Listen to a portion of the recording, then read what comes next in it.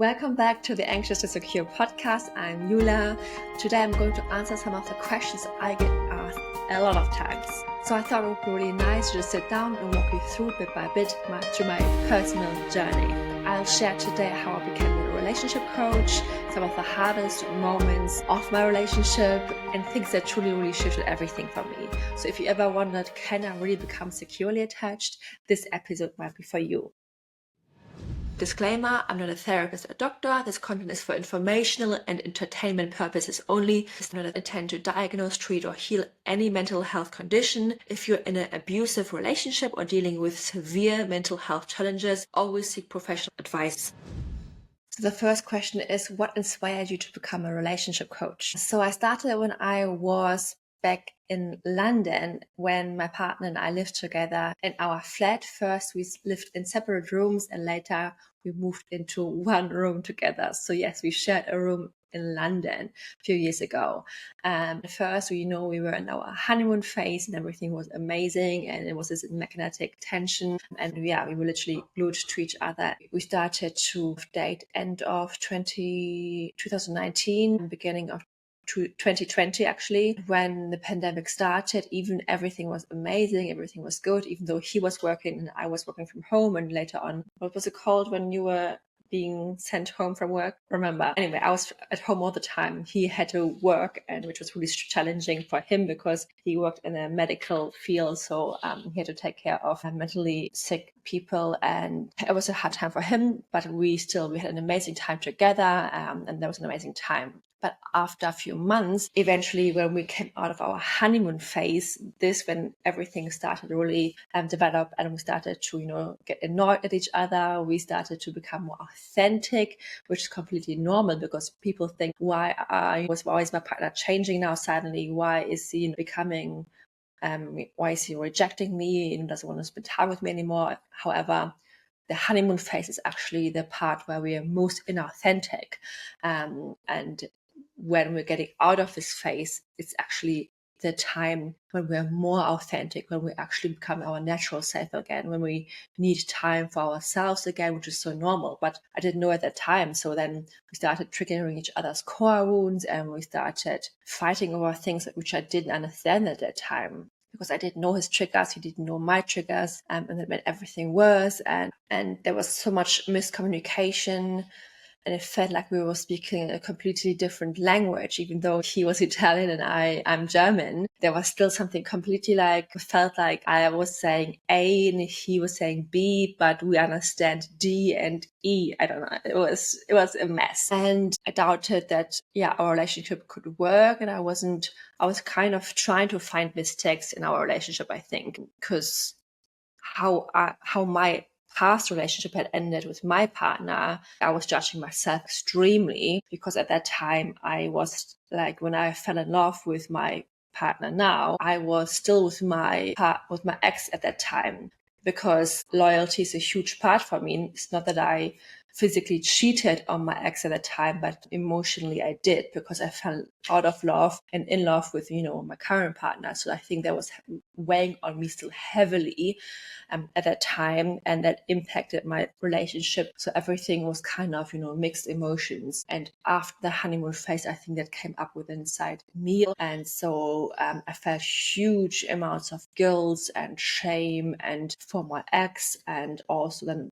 partly for my current relationship. And I was trying to find mistakes in my current partner, why this couldn't work and what's wrong with him and wrong with me, especially how dare I can even do that. What kind of bad human being I am. Getting emotional talking about this. Because loyalty has been always one of my biggest values as a person. I always, told myself I would never fall out of love with someone if I'm with them, or even cheat on them or anything like this.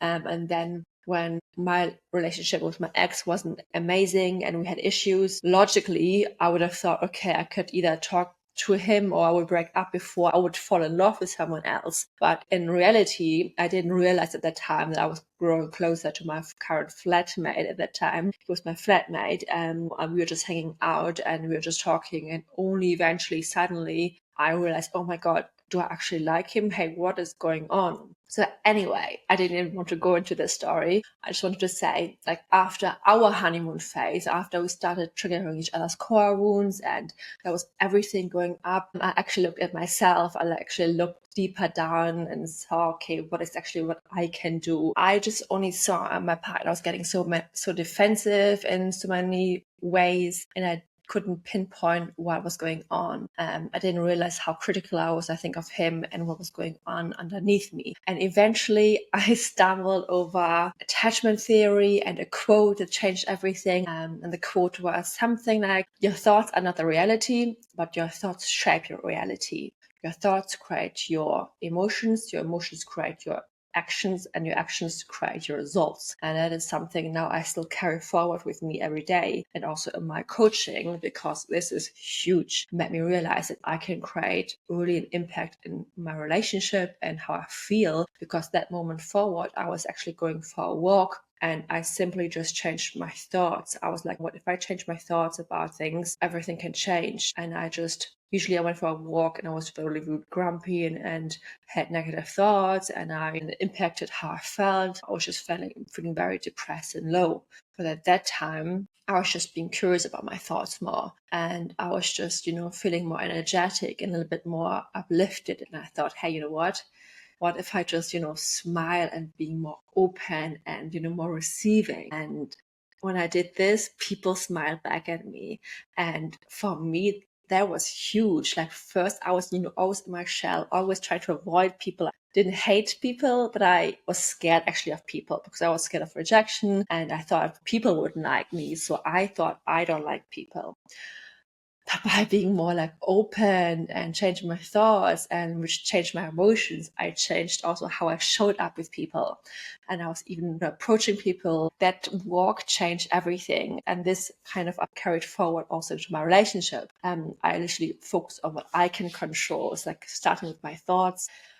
When I went deeper into self-discovery and listening to a podcast and focusing on things what I can control, I literally stumbled somehow into attachment theory. And then I heard, someone listed like symptoms. It's not symptoms, but like, how an anxious attachment style shows up. And I was like, oh my God, that is so me. And this was, opened a whole new world for me. And I was like, oh my God, I'm not alone anymore. There's a reason why I'm shy and insecure and anxious and worrying all the time about the future and the past. It's not just me. And I don't have to be this way. I can actually change as well. I can become more secure and manage my anxiety, even though I didn't really know I had anxiety.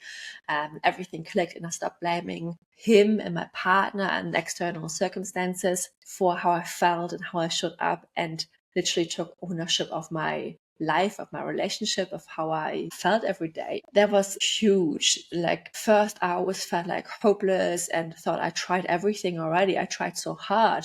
But in fact, as I tried hard on the wrong front, I tried so hard to work on my partner and try to fix us in the sense of he needs to do this or us. And I didn't know that the answer is that really I can work on myself first and then see where it goes. So from then onwards, I changed my point of view. I changed and questioned my thoughts, which then impacted my emotions, and then my actions followed the lead.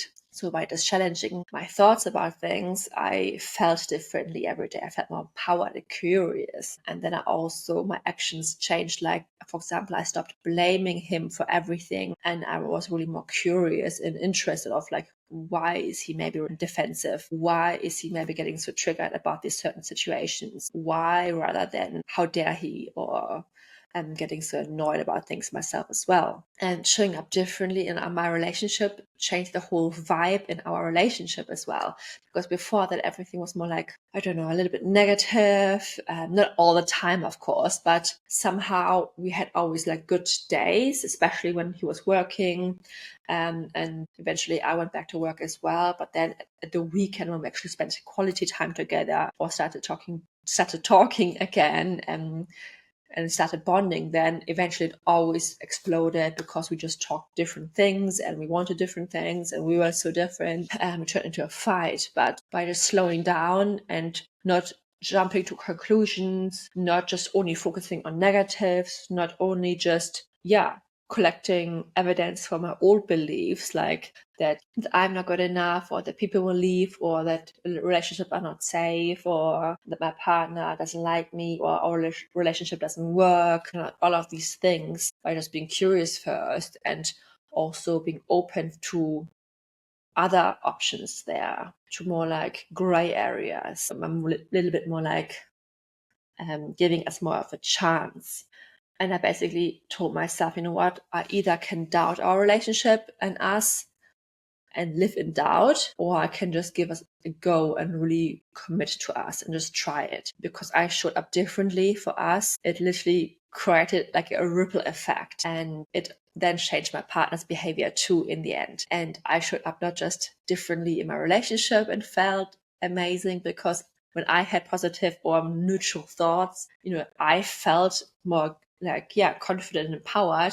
My partner felt that too, and he showed up differently, because if he's not being criticized for as many things anymore, he doesn't feel under attack anymore, and then he doesn't have to get into a defense anymore. And also at work, I was able to more just come with a different energy at work, and things that would really scare me, like speaking up in meetings, or when I did a mistake, like a spelling error in an email, and someone pointed it out and kind of laughed at me or spoke with me in a way that used to make me feel like, okay, they're making fun of me or they're better than me. I was not taking it as personal anymore. I was still thinking, okay, hey, that's really mean, and it felt it still really stung, and it felt like a rejection. But I was like, what? You're not my person if you think you can talk to me this way. And I was okay to not just forcing friendships of people who don't mean well in the end. And later, I think it was then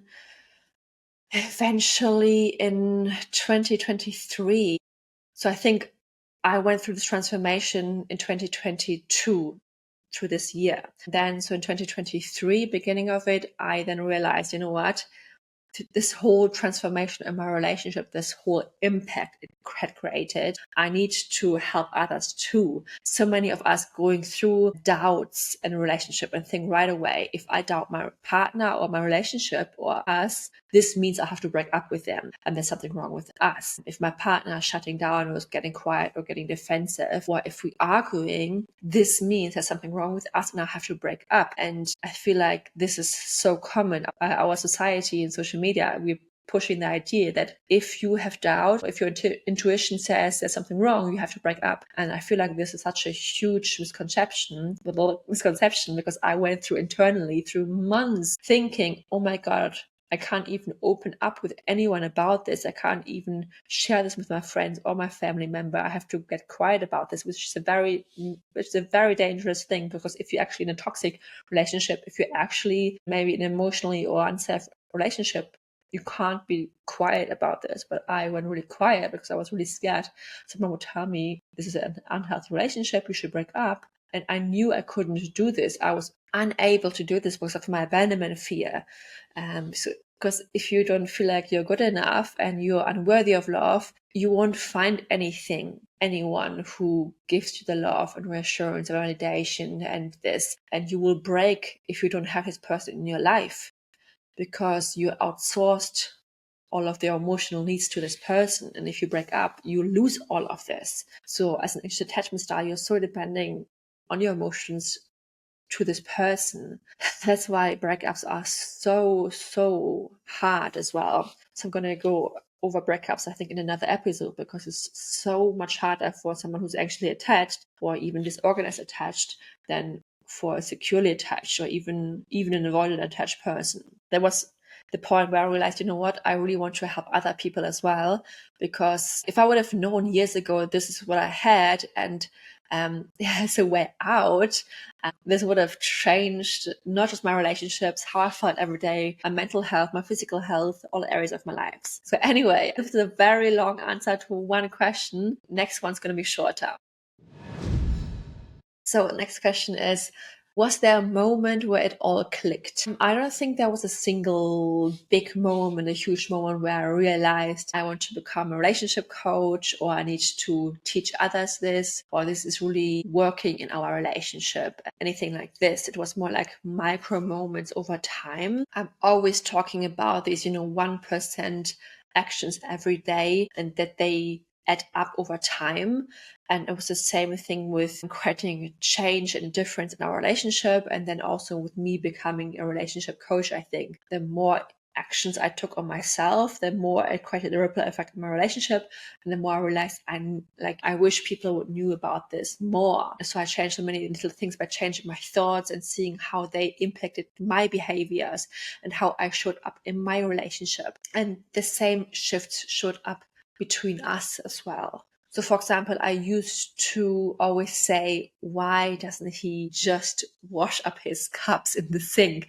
Why doesn't he fill them up with water and then goes on with his day? And then in the end of the day, either I have to then wash them up because I'm at home and I don't want to see them there. I don't want to see a messy sink, or then the washing up gets done in the evening. Or that was something that drove me crazy. But little things like this, would piss off my anxious attachment brain. And when I started healing my anxious attachment style, though, I realized we have these very high standards on other people, sometimes on ourselves as well, to protect ourselves, to keep ourselves safe. Anxiety wants to always protect ourselves. It's a very big, huge key lesson. And controlling how others should behave is one of the methods how it does it. So it's kind of like we're having guidebooks and rules for other people silently, and we hope they follow them. And if they don't, it's like kind of want to punish them and tell them like, you should do this, you should give me this kind of love, you should tell me how much you love me every day, you should clean up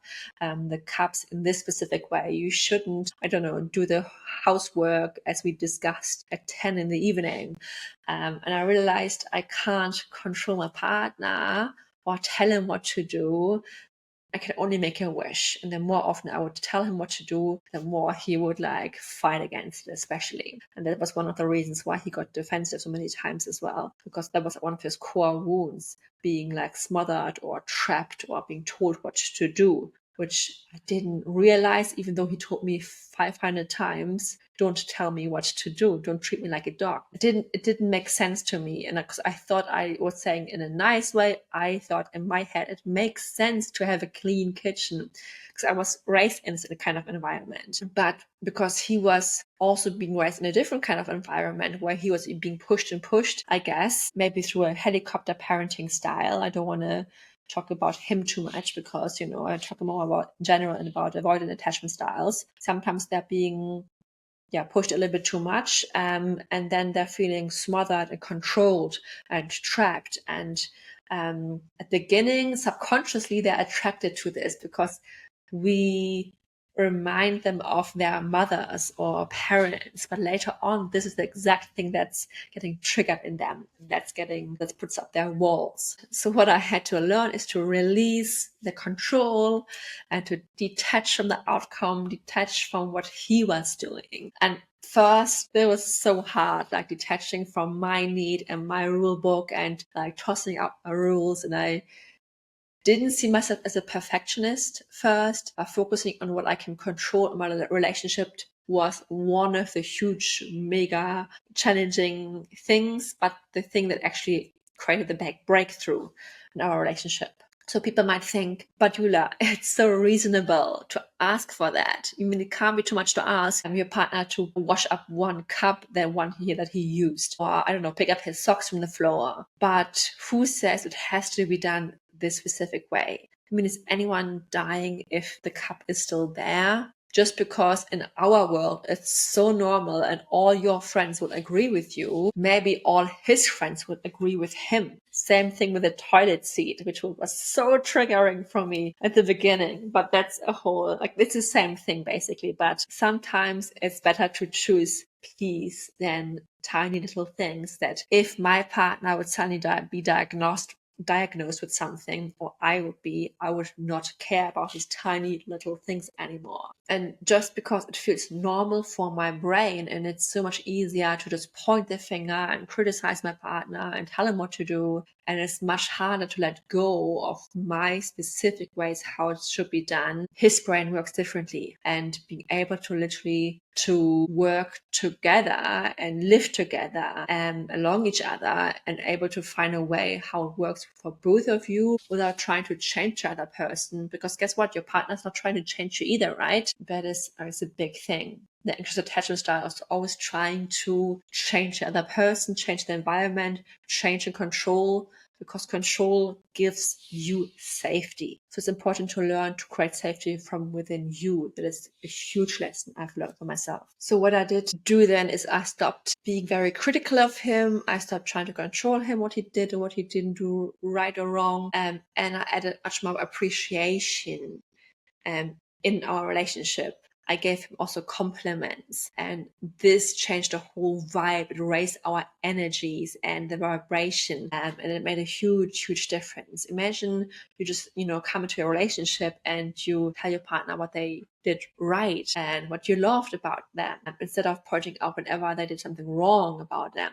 And this all adds up. And the Gottmans, a married couple, the researchers even prove that there's this magic 5-to-1 ratio, and you can even survive a conflict if you follow this 5-to-1 rule. So if there's a one negative moment where maybe you criticize your partner, but if there have been 5 positive moments throughout this conversation, like a smile, or you shared a vulnerable moment, or maybe an act of service where one of you did something nice for each other, then it can survive the conflict. However, if you've been criticizing him and then he's been defensive and then you rolled your eyes and then he did something else and this all adds up, then it might turn into a conflict and then you can't get out of this anymore. However, the more positive things you add, the more bits of connection you have that are raising the vibration, the more, you're able to connect with each other. So keep this in mind as well. And this was a huge part when everything changed as well, and when we created much more connection with each other. And then because of all of this, how it impacted my partner was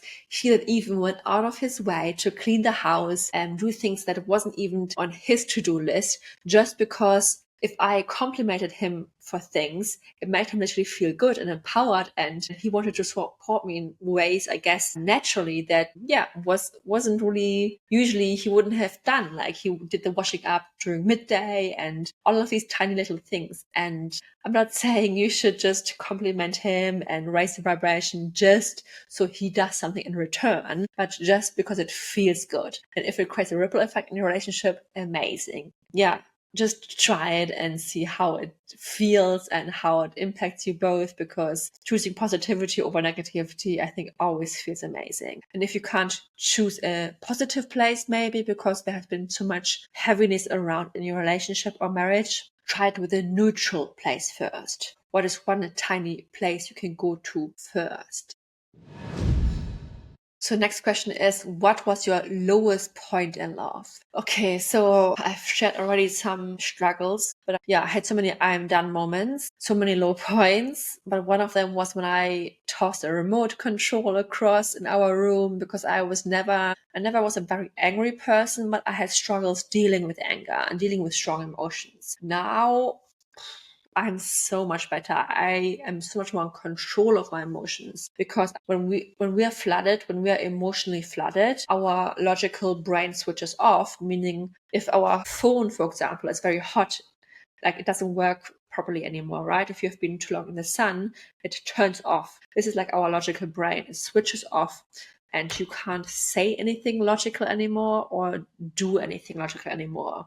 So you might really say very nasty things to your partner, and you can't come to a point of empathy and being a team and just being there for each other and being empathetic. That's why often if you're having a conflict or being triggered, you can't put yourself in your partner's shoes. That's why it's so important to cool yourself off, self-soothe, go into a different room and learn to regulate yourself, to calm down, to literally cool yourself down. And I didn't know it at that time. So my partner went completely nuts. He went very passionate, I would say. So raised his voice, tossed the remote control across the room, which I'm ashamed of. But now I can really say it with pride because I would never do this again anymore. I now learned so much and came so far.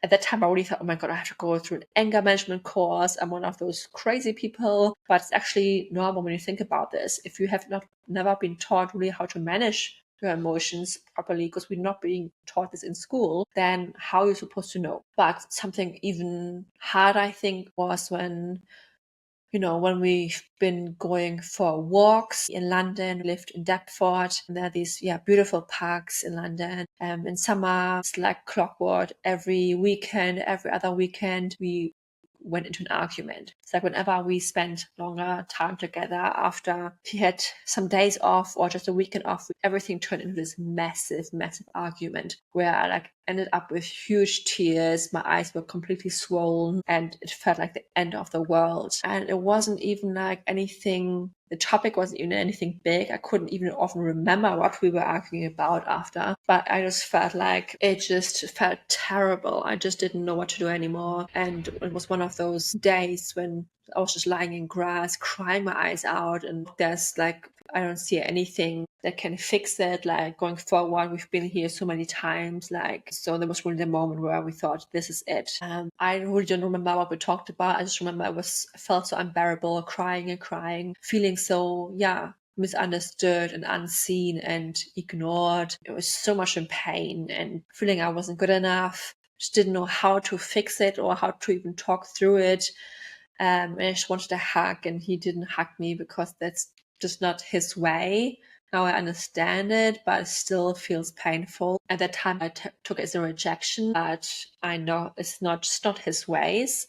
And it's very typical for avoidant attachment. I think they're just having different love languages and different language to soothe themselves. They need time for themselves, but I need co-regulation. And I was nearly hyperventilating as well. And after a while, he then came back to me, luckily, and we kind of said, okay, let's try one more time. And it felt so relieving because breaking up seemed like the only option, but it felt impossible. So I don't know if you ever felt like this, we have to break up, but it's also impossible, just unbearable to even think about it. So this is where we were. We've been there a few times. We felt like we have to break up, but we just really can't. It is way too painful, and you've been even on your phone already looking for flats, and you've just been crying still while looking for flats. That was kind of me. And I thought, this is so shameful, because sometimes we hear about people who always on having these on and off relationships, and I never wanted to be one of these people, because I thought, why don't they just break up? They're clearly not right for each other. And then you're in one of those relationships. And by the way, we have not been ever talking about breakups since I feel actually my anxious attachment style. So because it changed just so much between us.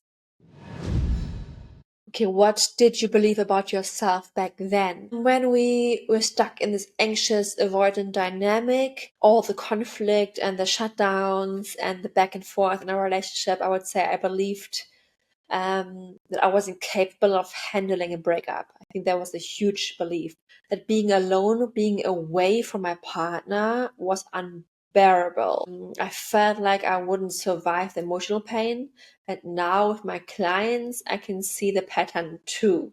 The belief that I can't handle this. I can't handle feeling this emotion. And I realized now, as a coach, there are 3 big limiting beliefs under our thoughts usually. It's I'm not good enough, I'm not lovable or worthy of love, I'm not capable, I'm not capable of handling this pain, or the third one is I'm not safe. I'm not safe unless they're close to me, for example. So it's about emotional safety. And the second one especially was huge for me, especially because we were in this limbo stage. Shall we break up? Shall we stay together? And the belief that I wasn't emotionally strong enough to be left or to even take the first step of it. And I felt like my partner always had this kind of power over me a little bit, because I felt like I was the one more invested, because at any time he could just pull the plug, and that felt even more like a rejection and abandonment. And logically also, I knew I would make it through a breakup. I think logically we all kind of know it, but emotionally my body just didn't feel safe to even experience it. It was like, it felt so like crazy, scary. And I was someone who always jumped to worst case scenarios. My mind would spiral into the future. Like, what if we break up? What if I'm alone forever? What if I just can't handle this? Like, what if this feels so heavy and I would cry forever? I don't know. Where am I going to live, and how it's going to be, and how am I going to manage all of this, and who's going to be with me, and if I'm going to be alone, like how it's going to be, like I don't know, like all of these fears all together, and it felt also overwhelming and crazy, and not being with him, that felt so terrible. And you also easily put that person on a pedestal. You think that person is amazing and perfect, and you really want to be with this person. And it made everything feel so much heavier than it actually was, I think. And now I know the past was never actually as bad as I made it in my head, like in the future, and almost turns out better than you think. Really, if you think about any past relationships and breakups or challenges, usually they turn out a little bit better than you think. Like if you think about a past breakup, I'm sure they have been heavy and strong and bad, but not if you're now thinking about breaking up with your current partner. That would feel impossible probably. But after going through something, I think you're always thinking, hey, okay, was it strong and heavy? Yes. Was it impossible and completely unbearable? No. Remember, you are much more capable and stronger than you actually are. You can handle this, and you can do this, and you have a support system, even though you probably don't think you have.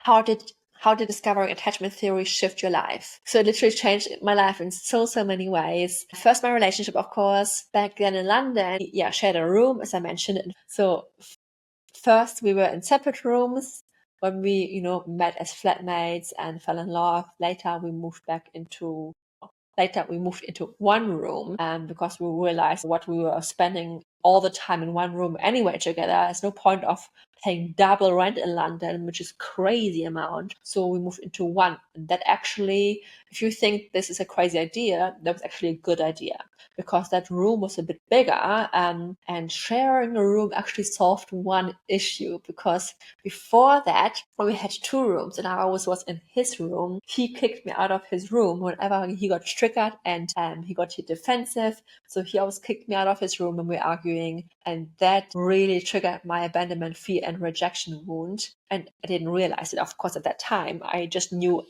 I was really insecure, and I was like crying for hours after that. And when we moved in one room, he couldn't do this anymore, and that kind of stopped. However, we were still then sitting in one bed after arguing, and we gave each other the silent treatment. Also not great, very painful as well. So that was that. But anyway, attachment theory really showed me that there are predictable patterns. Attachment theory was really powerful for me because it really showed me that there are predictable patterns. So we attach to partners, like emotionally to romantic partners, how we used to attach to our parents when we were growing up. So if childhood felt inconsistent, sometimes love was there, and sometimes it was kind of more ignored, or you felt rejected or a little bit abandoned when they were not constantly there for you.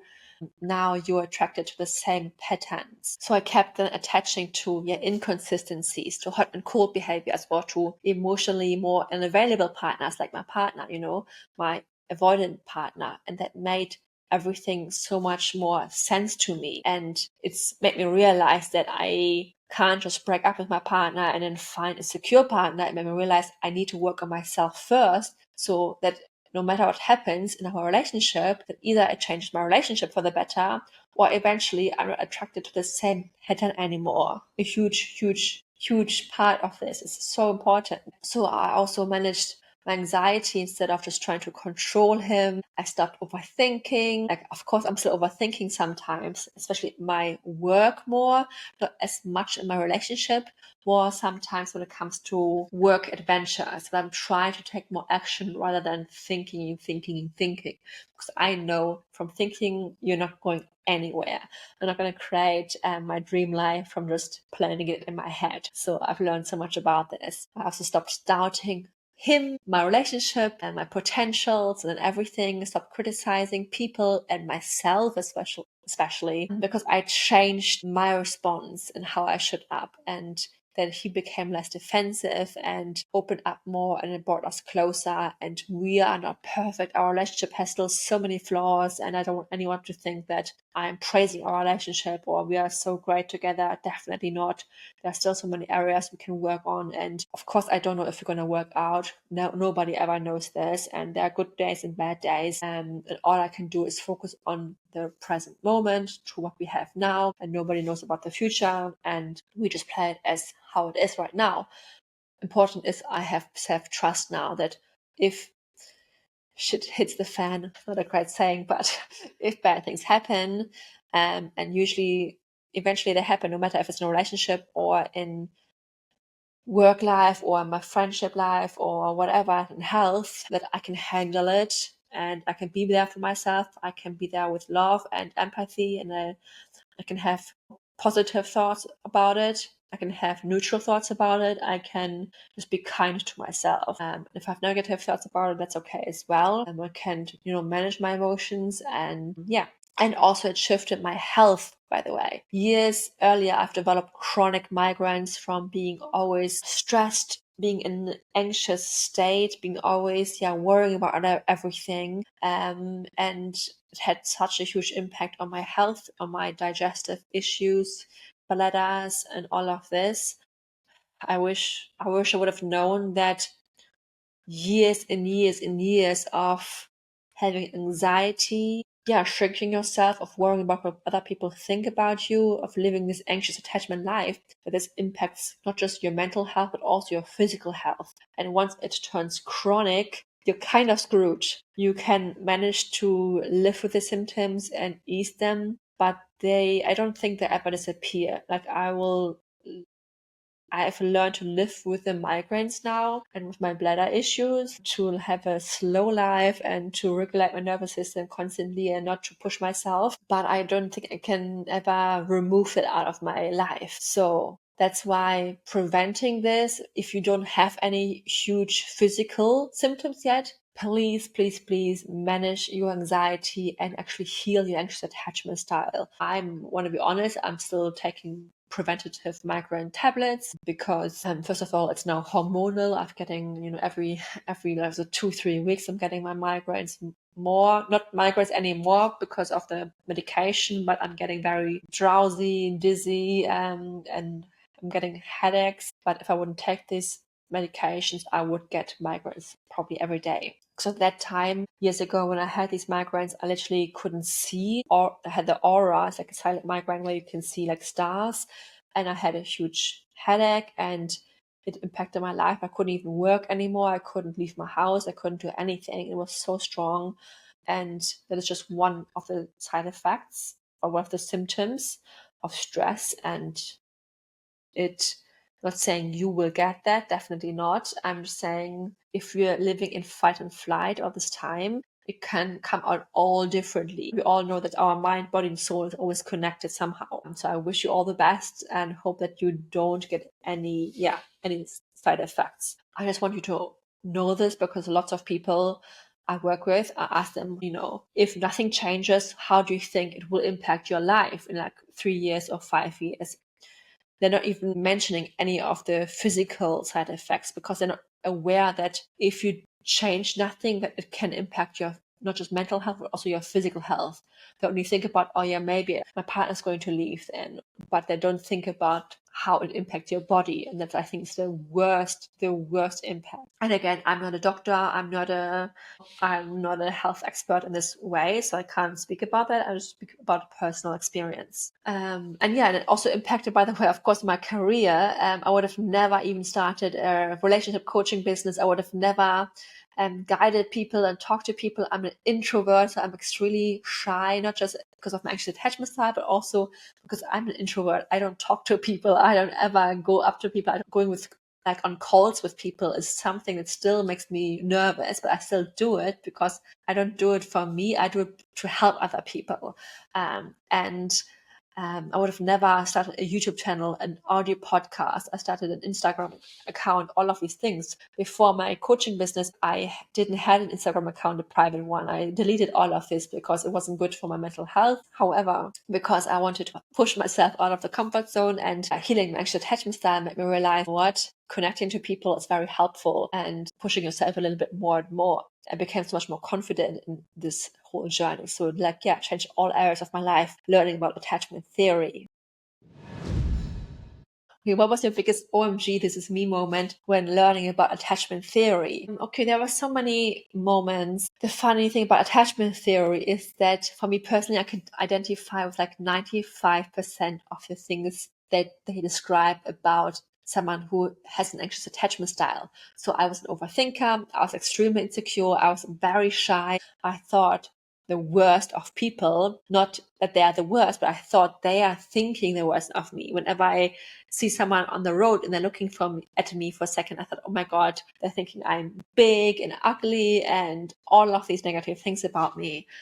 I put people on a pedestal and think the best of them in terms of they had so good looking, they have a great career, they have everything going for them, while they might also struggle with themselves, with their own self-image. But I never really saw flaws in them. I only saw my own flaws. I was thinking I'm not good enough, but other people are good enough. And I personally had a passive communication style, meaning I couldn't set boundaries, I couldn't express myself, I couldn't speak up for my needs or my thoughts or emotions. However, this is something I noticed some of my clients have a different communication style. Although some of my clients leaning a little bit more anxious, disorganized. So they're maybe more disorganized attached, leaning towards the anxious side. So this could be also the reason why. And very typical, they're all needing a lot of validation and reassurance, very typical for someone who has an anxious attachment style. That was me, and it's kind of still me, but instead of now me chasing it from my partner and my friends and people, I give this to myself first. And if I do get it from other people, it's just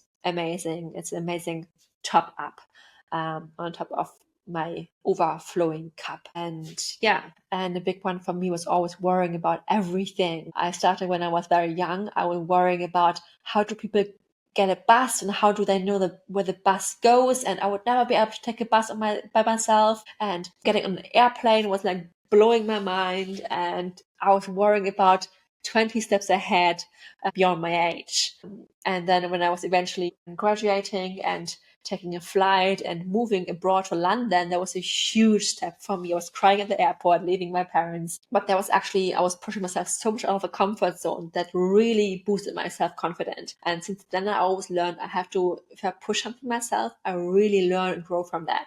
So that was a huge thing I did for myself. And that's something I think I always take with me. Someone who became more secure, that the more you push yourself a little bit more, the more you actually become more empowered. And the same is true for relationships. So yeah, I used to worry also about what if my partner leaves? What if I'm not good enough? What if I can't handle this? What if he cheats? What if he finds someone else, someone better, prettier than me? What if he doesn't like me enough? What if I'm not pretty enough? And I think these are very similar thoughts my clients have as well. Someone who has an anxious attachment style has.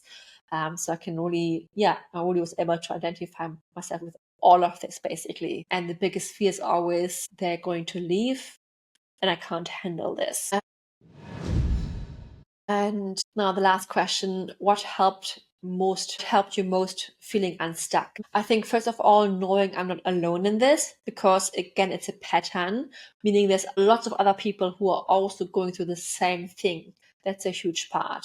And then the second part, I think, is really focusing on what I can control. Again, it's my thoughts and beliefs about the situation, about my partner, and my emotions, even though you think emotions is something you can't control. However, you can really control your emotions through your thoughts and your actions. You will influence at least your results. So this was really huge for me. And that made me feel so empowered by just like being curious, reframing my thoughts, thinking differently. It made me feel so differently. And that was really something that kept the ball rolling and changed everything for me. Also remember, your thoughts are not facts, even if they feel like facts. That your partner, for example, seemed angry or doesn't seem to care is not a fact. A fact is maybe that your partner said 3 words to you today. A fact is that your partner has been spending 10 minutes on his phone today. That is a fact, because your thoughts really shape your reality, but they are not reality. Your thoughts create your emotions, though, and your emotions create your actions, and your actions create your results. So always remember this. And something huge what I realized is that if you have an abandonment fear and you're afraid that other people will leave you, that you're actually abandoning yourself. I've been abandoning myself for so many times by not choosing what I want to do actually on the weekend or in my life. I was been putting other people first and asking what they want to do or how they feel. When I was feeling overwhelmed or exhausted, I still pushed myself for things because I was scared of being rejected and left in the end, and because I wanted to fit in. And by putting myself more first and realizing that's not selfish, but that is literally survival and that is needed and that is self-love, that was a big part of my journey as well and helping me to get unstuck. So yeah, I think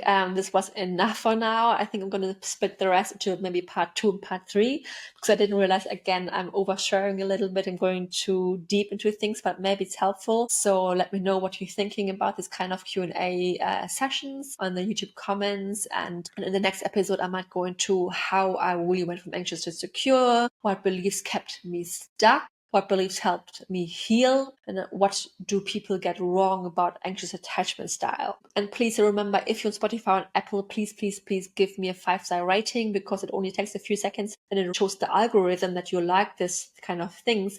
It will push out the episode to more people. And if you want to go deeper and heal your anxious attachment style, I have a 4 and 8 month coaching container, which includes bi-weekly coaching calls face-to-face and personalized text support between the coaching sessions. So it's like an unlimited coaching support. And this is not therapy, this is coaching. So it's very much based on action orientated steps. So while we dip into the past and look at past wounds, because everything is created in the past, we will mainly focus on what we can do right now, what we can control. It's our beliefs and thoughts and emotions and actions to create great outcomes and results in our relationships. We use tools to manage your anxiety and not to avoid it.